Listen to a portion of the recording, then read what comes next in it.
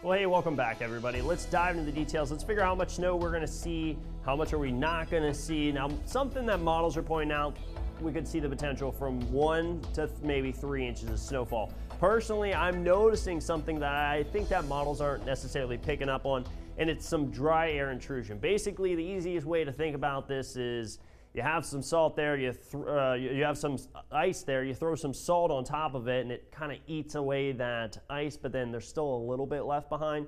That's kind of the concept here. We're seeing some of this dry air just eat away our moisture content just a little bit. That could reduce our potential for snowfall totals, but we'll dive into the details here. Winter weather advisory from 4 a.m. today until 4 a.m. on your Friday. Then right around 4 a.m. on your Friday, it starts to calm down into a light flurry and it's basically gone. But something I'm going to point out is the darker blue bands on your screen. We're going to see bands pushing down. This is one of those systems where some of us, maybe not even seeing a whole lot of light coating out there, some of us seeing it, get closer to that 2 to 3 inches of snowfall. So we'll keep an eye on it as we move forward, but this is just something I'm noticing. If you wanted the winter wonderland, it's probably going to fall just shy of that. Does look like a continual snowfall up until about lunchtime. Then after lunchtime, most of the snowfall is going to fall into Washington, western Pennsylvania. We'll have a limited amount of snowfall pushing down our way. It just depends on the wind and how strong that gust really is. Now we're tracking wind speeds between 10 to 20 this morning. Could see a few gusts up to 30. Not really worried about damaging wind. It's just a steady nuisance of a breeze out there.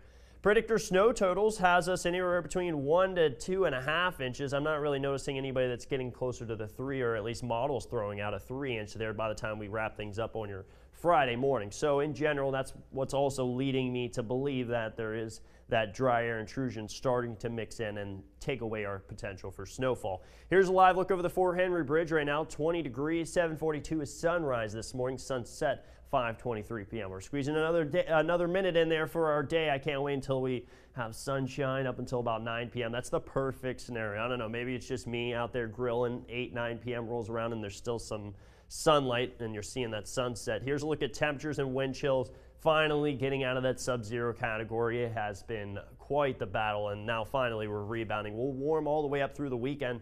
Overnight lows are still going to be a little bit cold there as we head into the weekend, but still, I mean, anything's better than -12 or -10 degrees over there in Barnesville and St. Clairsville like yesterday morning. If you guys woke up there yesterday, shout out to you guys. You managed to make it into another day. Here's a look at the cold air across the East Coast. We're saying goodbye to it. Here's why it's going to warm up just briefly, and then we're right back to where we started. This warm air migrating up to the north over Omaha is actually going to get warmed up, and then eventually we see that Friday into Saturday. It does bring some rainfall, but I mean, who's complaining when your temperatures are 40 degrees after they've been -10 degrees? Here's a look at your 7-day forecast. Sunday, we'll keep an eye on snow to return. Doesn't look like it's widespread, so if you were hoping for the day off on Monday due to a snow cancellation and you didn't have off work for Martin Luther King Day, doesn't look like it's going to add up. It doesn't look like enough snowfall to actually get us out of work. Tuesday into Wednesday, though, we stay absolutely brutally cold. Overnight lows are going to be in the -degree, and this is ambient temperature, not wind chill. So that's going to put us somewhere